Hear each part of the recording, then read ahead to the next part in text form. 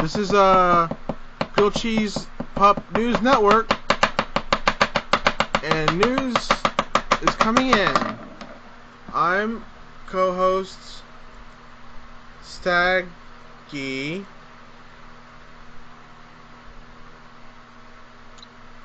I'm Preston Buttercup. So since this is our first episode, we would like to open up with a mission statement of Grilled Cheese Pup, and I guess what the Grilled Cheese Pup ethos is. So, you like to be called Pisser, right? Oh. I confused you with another person. Oh. So, Okay. you like to be called something other than Preston Buttercup, though, right? You can just call me Buttercup. You can call me PB.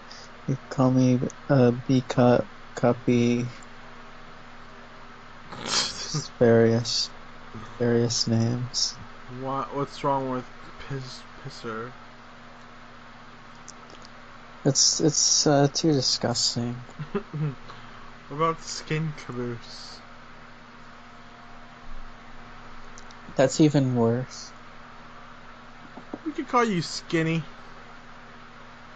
We could call you Thin Mint. We could call you Thin Mint. I like that. Why? I don't know, because I like Thin Mints. Oh. I'll call you streusel cake. You can call me whatever you want, just don't call me late for supper. Am I right, boys? Come on, let's hear a little applause out there from the boys only. Don't like being called late for the supper when the wife has it on the table. So the ethos of the Grilled Cheese Pup. First, we must start with, well, the Grilled Cheese Pup. It circles around the pup of grilled cheese. Don't you agree, Preston? Yeah. Pressy. Yeah. Prissy. Wouldn't you agree? Yes, I would agree. Prissy, put you in a wash. Watch Ooh, you got me nice and sparkly clean. Watch you slosh. Give me that dosh. Ooh. So, Prissy would agree. Eat that nosh. What is nosh? It's like a British term for food, I think. No Brits on this. Sorry.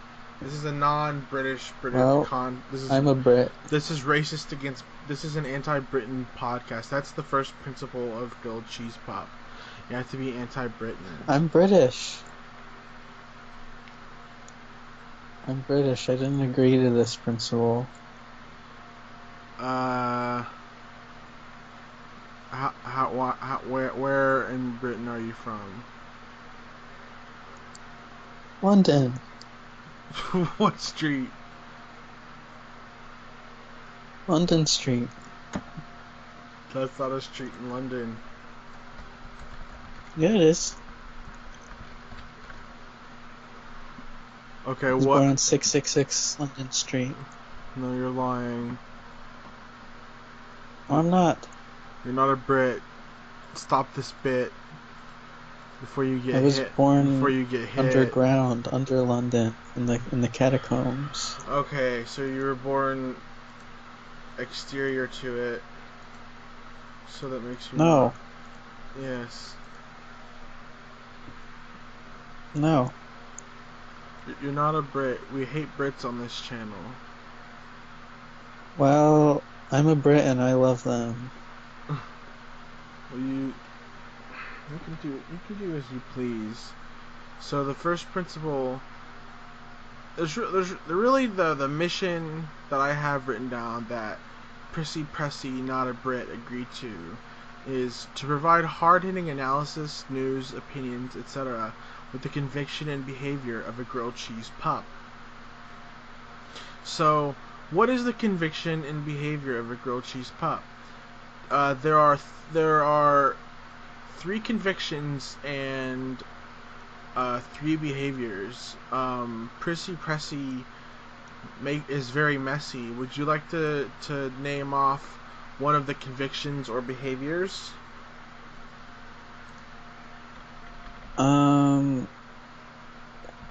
Well, you gotta be a pup. Is that really? That seems more of like an ontological thing instead of like a behavioral thing You or a gotta behave conviction. like a pup. Okay, behave like a pup. Now that makes sense. The only problem is, what does that entail?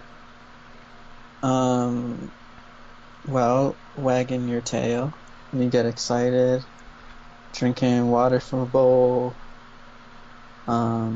fetching tennis balls, stuff like So that. behaving like how a stereotypical dog behaves. A pup. So I'm writing down, behave like how a stereotypical dog behaves, otherwise shortened to as pup. And that would be a behavior. So that's behavior number 1. I'll stick with the behaviors. Behavior number 2.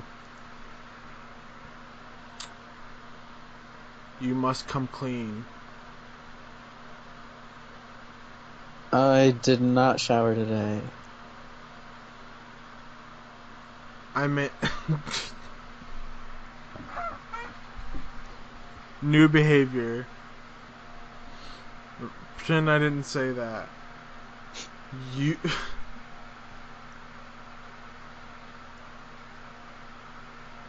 you must act as if the universe is within you, and you are beyond it. Basically, that you are beyond the universe. I got lots of tiny universes all inside me. You're no, the real universe. You're post universal. That's behavior number 2. Of pup is post universal. So you're beyond universal in particular. You're beyond that dialectic. You're so universal that you're beyond the universe. You're beyond that argument. That's what you have to be. That's behavior number 2 in being a grilled cheese pup. So I mean, are you interested in how that would be a behavior? Yeah. Because it does sound like an ontological thing, which I criticized you for earlier. It is. So I'll say, behave as if your post-universal ontological condition is imminent or coming within a few days. So, what does that mean? It means acting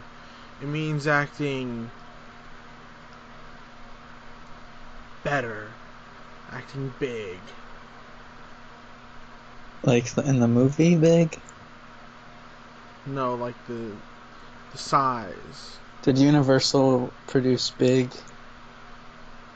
It's like size. Like small and big. Like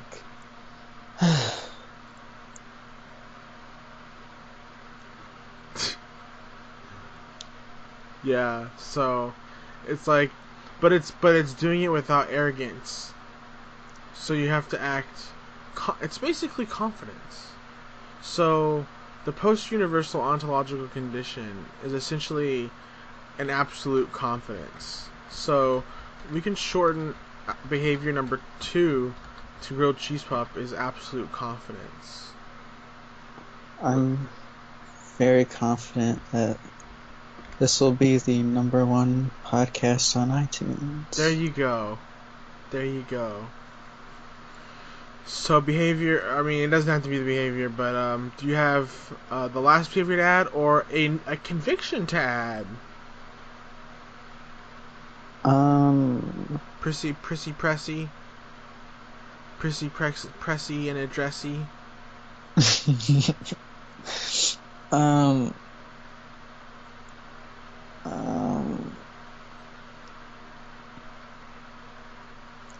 Another behavior, smoking cigarettes. I'm smoking one right now. Behavior number 3 to be a grilled cheese pup is smoking cigarettes. Yeah, it makes you look cool. Okay.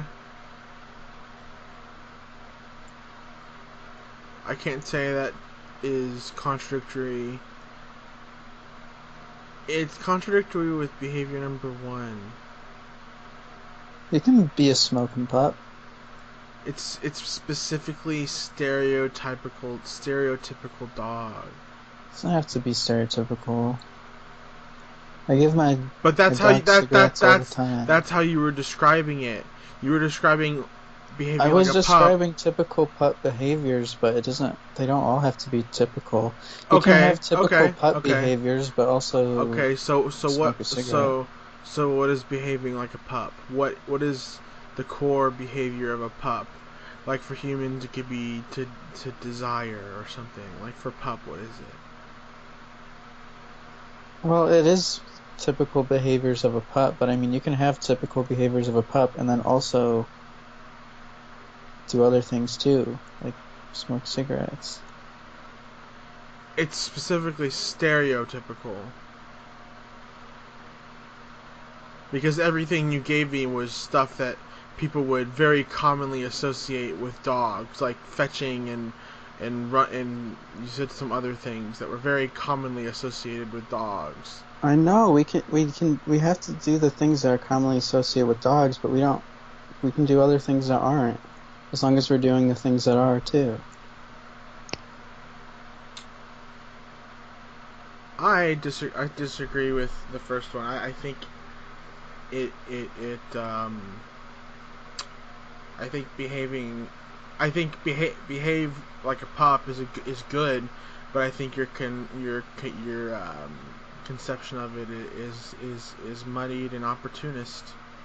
I disagree. I think it's good. So an alternate one I have: when you behave like a pup, behaving like a pup is behaving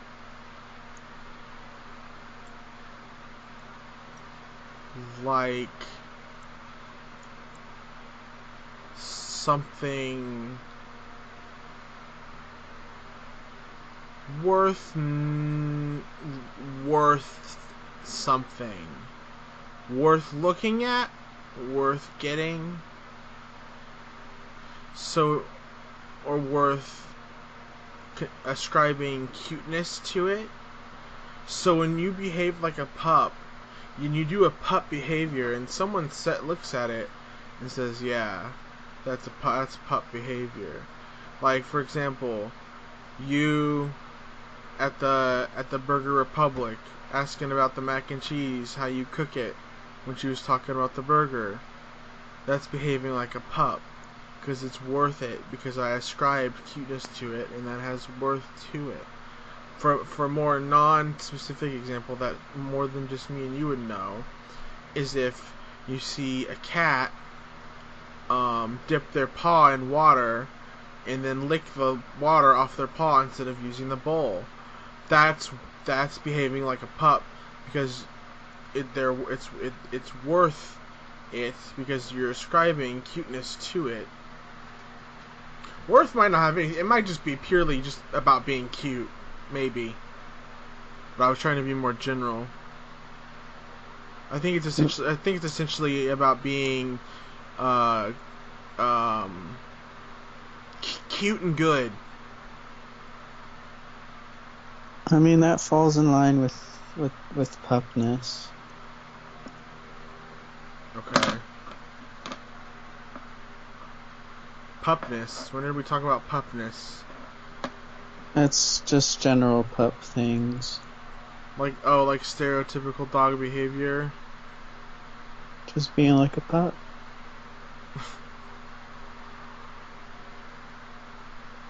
Okay. So really a better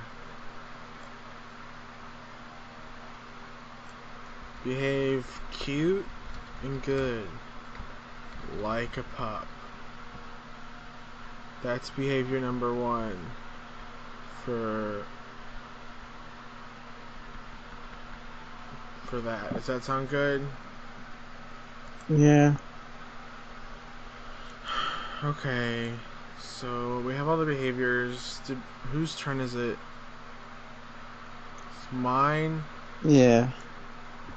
Okay, so the first conviction, and by conviction I mean something we strongly adhere to that we do not deviate from. And actually it's to the point to where if you deviate from this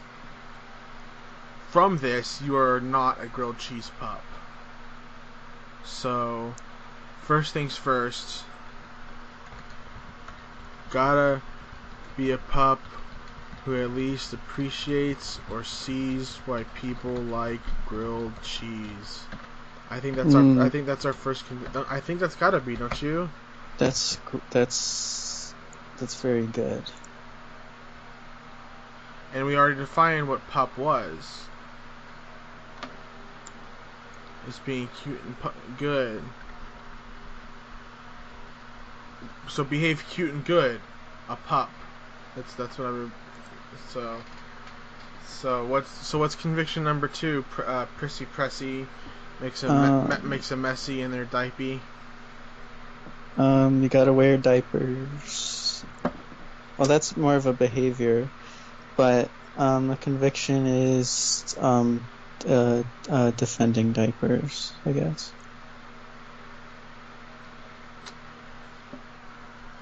Okay, go more into that. We're we're pro diaper at GCPN. Diaper. So Pro there are. dipe here. Oh, okay.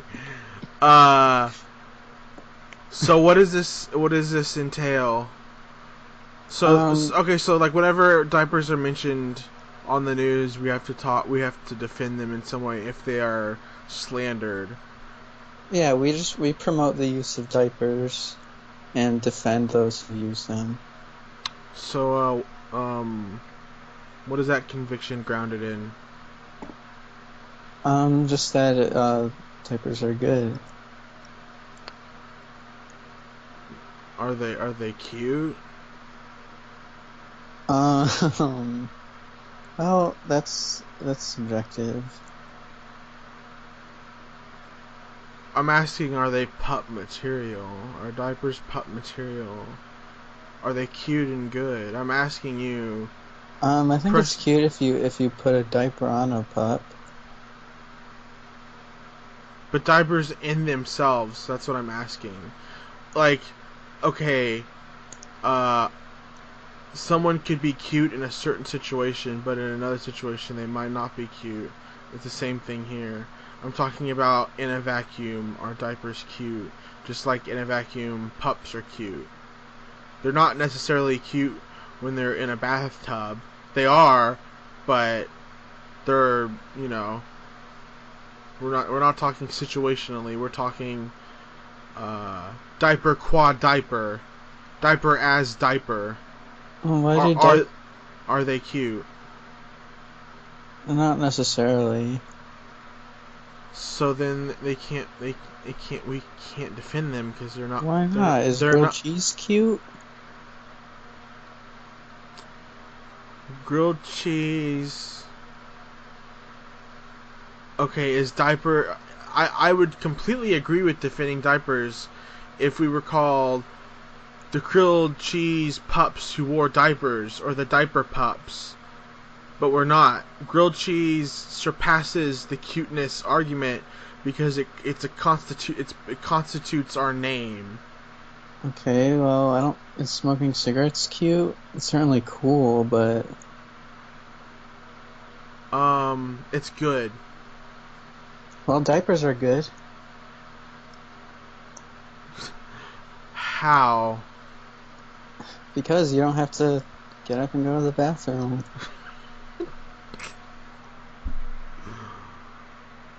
Yeah, okay. I'm amending behavior 1 to cute or cool and good. So smoking cigarettes are cool. Yep. So are diapers cool? I think they're pretty cool. How? In what way? They're stylish. How?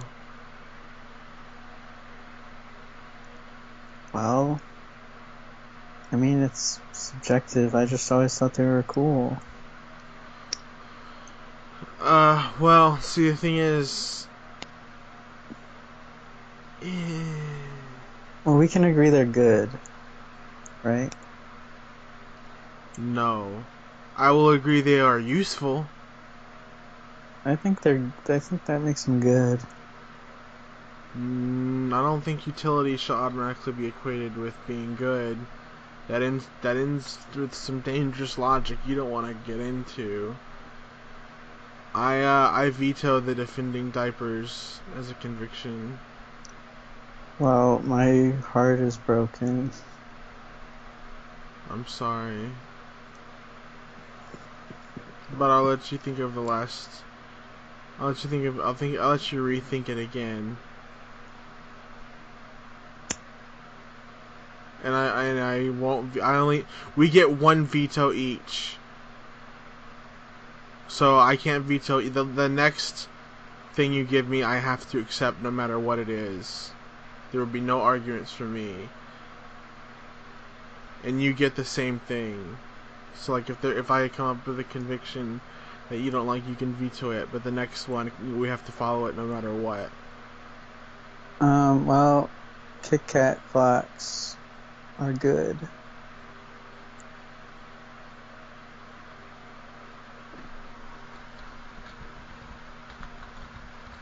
Well, that's uncontroversial. Okay, so for number 3,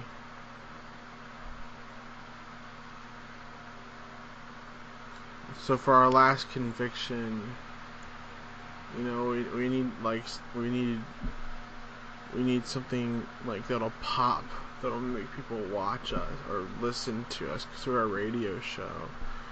Our last conviction is that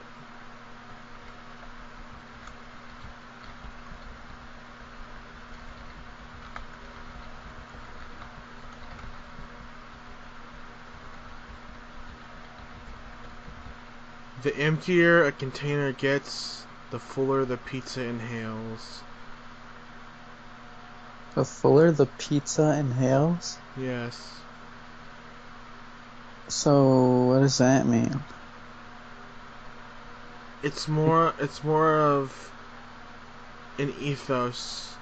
I guess it is a conviction because I believe it with all my heart. The emptier a container gets, the fuller the pizza inhales.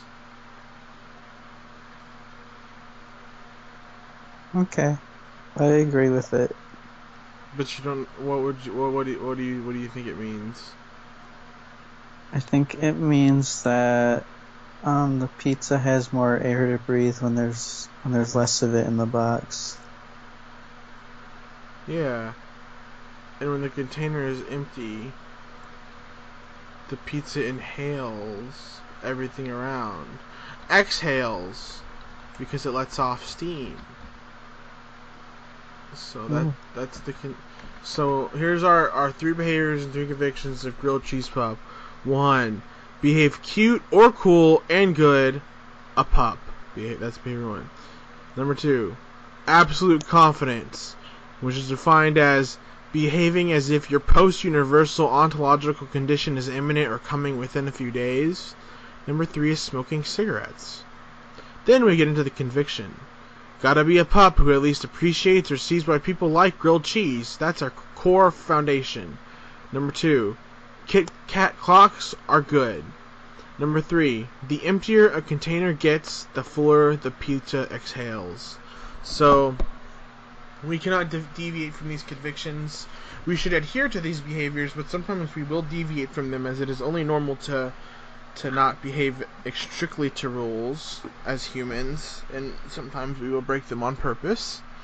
So, now that we kind of get, so since we're here, that's like the ethos of the grilled cheese.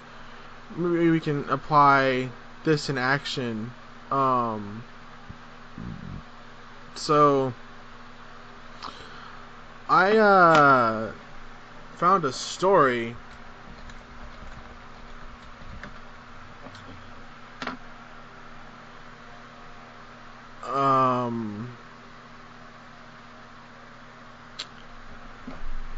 Sorry. It's all good. I found a story about lightning strikes.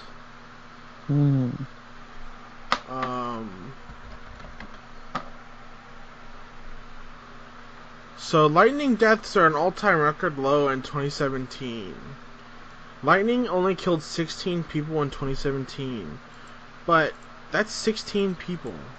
Could you even name 16 people you know personally? Maybe, but it would take a while, right? Yeah. So this just got me thinking, like, we're talking about gun control, and we're talking about how it kills people, and how they should ban them or like make them harder to get. Should we have a lightning strike control? Should we control how often lightning strikes and who it hits and what it hits? And, should we do something about this? Because 16 people, while it doesn't seem like much in the grand scheme of things, I bet those victims or those 16 grieving family members are a lot more aware of the dangers of a lightning strike now than they were before. I think they should not be banned. I think if you get struck by lightning, it's your fault, and you should wear anti-lightning clothing every time you go outside. What is it? So basically, you're saying that if you go outside and you get shot, it's your fault. No, just if you get struck by lightning. What is the difference between the two?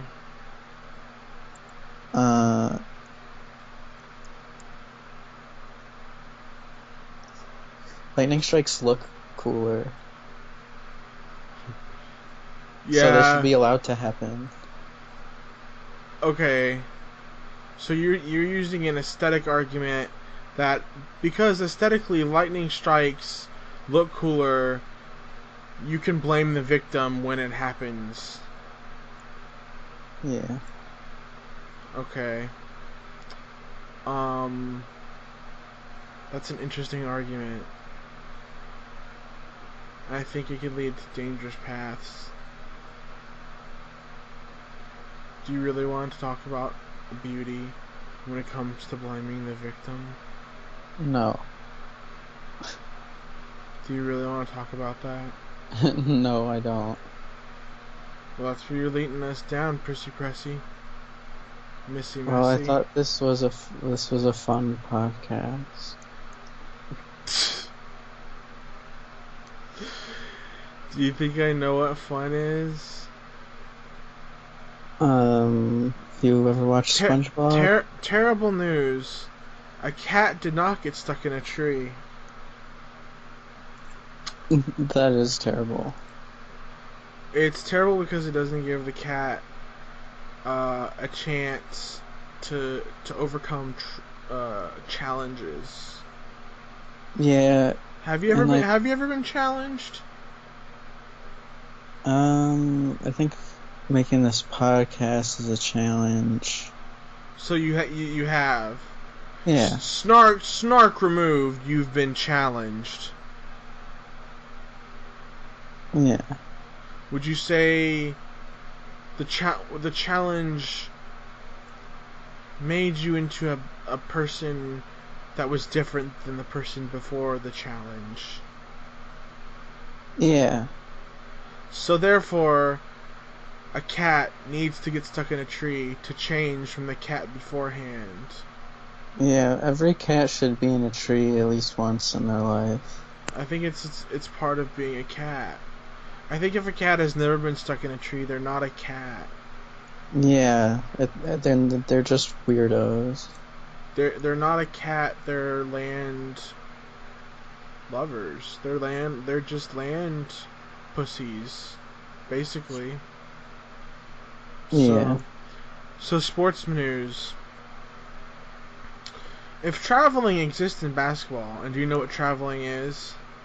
it's when you hold the ball and move around with it and you don't dribble it. Yes. If traveling exists in basketball, why do they never leave the stadium until after the game is over and thus traveling is not possible? Like, why So just you so never leave the stadium? so it seems like in the context of the game, traveling exists, but it has nothing to do with going long distances. And it only becomes possible to escape the rule of traveling when the game is over and you leave the stadium. Because when you're in the stadium, when you're on that court, the rule of traveling applies, right? Mm-hmm. So So you're saying basketball should always be dribbled, no matter what? You can't carry a basketball? it's basically like that already. I mean, you kind of can. I think basketball should always be dribbled, never carried. You're bringing one on a plane, you gotta dribble it up the aisle. Yeah. What if you're at a wedding? What if you're at Dribble it a up the aisle. What if you're at a wedding at your best friend's house and they're like, you know, I would really appreciate if you didn't dribble this basketball. Say, too bad. Basketballs can't be traveled. That's a penalty. So you're basically describing the nightmare that would be that if traveling was a penalty for basketball players, even without the context of being without playing the game. So like if you were somehow penalized in some way. You get penalized whether you're in the game or not if you travel with the basketball. You gotta dribble it. That's a nightmare scenario. That's a nightmare scenario. Well, You would have to be constantly dribbling the basketball. yeah. If you ever wanted to hold it. Yep. So basically you would just never hold it. Yeah. Huh. Furries. Is it putting a demand on art accessories that the market can't keep up with? So you're talking about like the art that furries are creating, they're creating too much art that the art accessory market can't keep up with it? I also mean fursuits. I think the market they need to keep up with it. They need to do the best they can to feed that furry market. Okay. What do you think? I don't have an opinion on this matter. Alright. I think it's interesting that it exists. So this is nice. This is Anchor Preston Buttercups trademark rant every episode. They go on a rant, and boy, do they have a rant for us for this time. So, Prissy Pressy, Anchor Preston Buttercup, give us that Prissy rant from the Prissy Pussy. Alright, so you know how you go to the store when you need to buy something? Yeah. Well, the other day I went to the store and I saw something called a fidget spinner. And I gotta say, I'm not into that. Why not? I think they're destroying civilization. I think they're awful.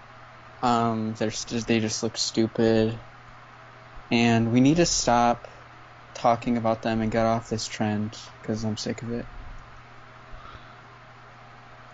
When was the last? I thought it kind of was already over. Trending on Twitter right now, #1 hashtag fidget spinners. Oh, well, maybe I was wrong. So how is it destroying civilization? Everyone is using them too much. Everywhere I go, I see everyone spinning one around and they're getting distracted. People are spinning it while they're driving, getting into car crashes. People are spinning it at their jobs, not paying attention to the customers. And it's a real issue in our society. And I think that someone with some dark powers is behind this. Who? Voldemort.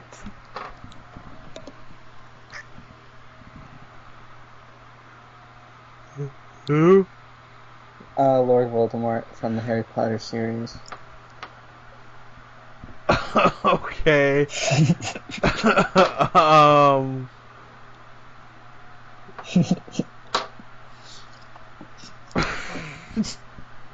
I don't, for one thing, can you prove that this is even happening at a level that is dangerous? Like, how many people are dying exactly because of fidget spinners?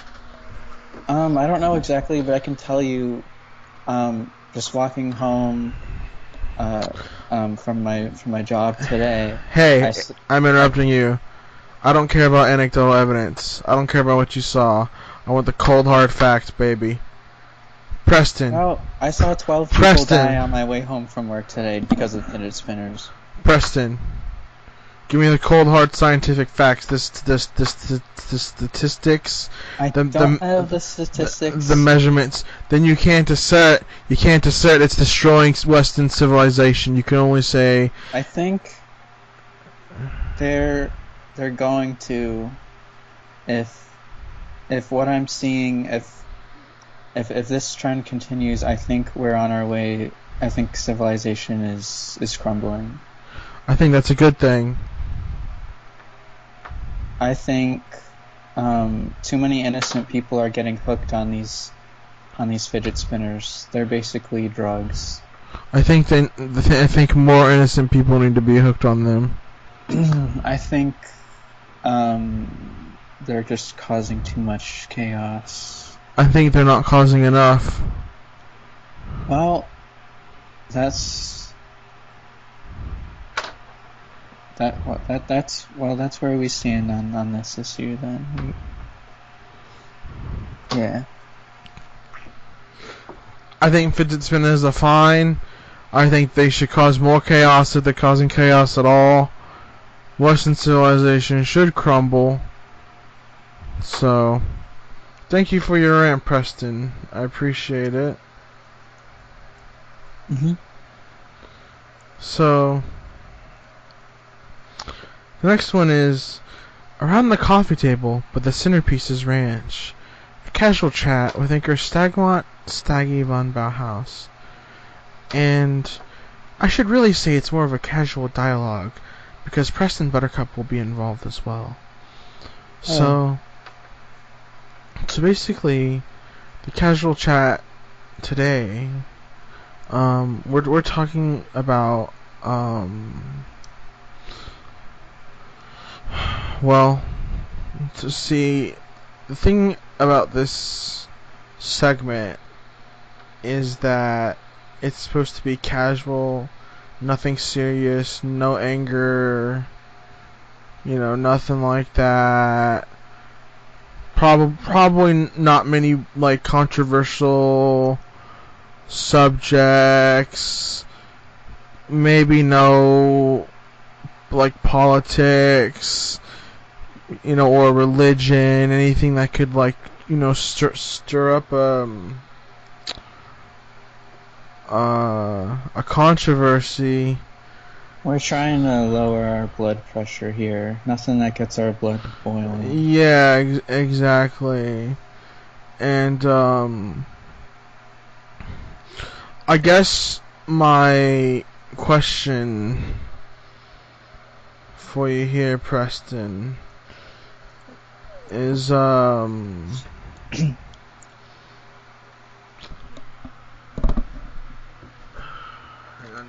a second. So, my question for you here, Preston, is that if the state is an apparatus that suppresses one class over another, and we currently live in the class of the rich, of the bourgeois, doesn't that imply that it's justifiable, and the bourgeois are the minority? And don't you want a democracy? Don't you want a majority ruling it? Doesn't that justify the violent overthrow of an armed worker state, of a dictatorship of the proletariat, and the state's role then would be suppressing the bourgeoisie and their counter-revolution?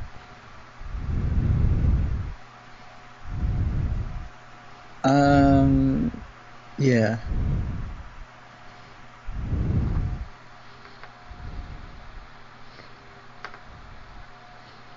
Okay, so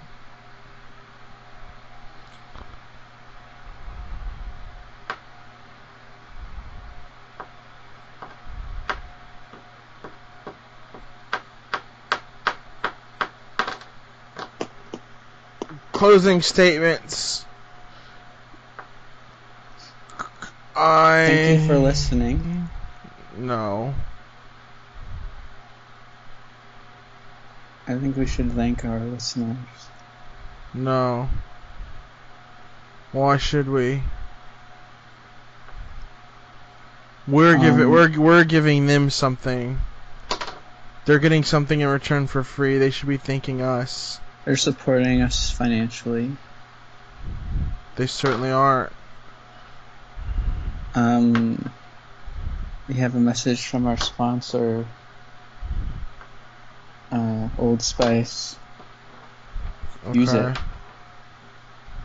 Okay. I also want to talk about Blue Apron. You can get for $19.99. You can get a box delivered to your door, and inside that box, you open upside the box, and it's like just a bunch of a undifferentiated mass of slithered, slimy ingredients, and you throw it together and you toss it up and you smoke it in a pan and you eat it because you can't cook yourself. And it's $19.99, and we're sponsored by Blue Apron and Old Spice and Morton Salt. Yeah, Morton Salt. Why not? There's the umbrella girl, the girl with the umbrella. Why she got that umbrella? You ever wonder what she was hiding from? 'Cause it's raining. Yeah, but she's stepping in something. Like, what is she stepping in? Probably the stain. What stain? The stain of agony. What's your favorite song by the band Stained? Probably Fade. That's my favorite Kanye West song. Well, okay. Are you being serious? No, it's not my favorite. I don't think I ever. What album is that on? The Life of Pablo. Oh, I never listened to that garbage.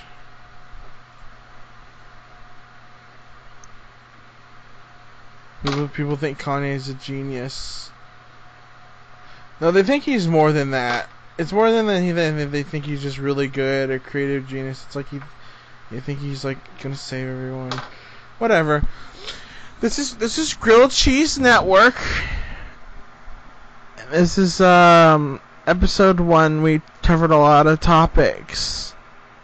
And I'm very confident that this was a great episode.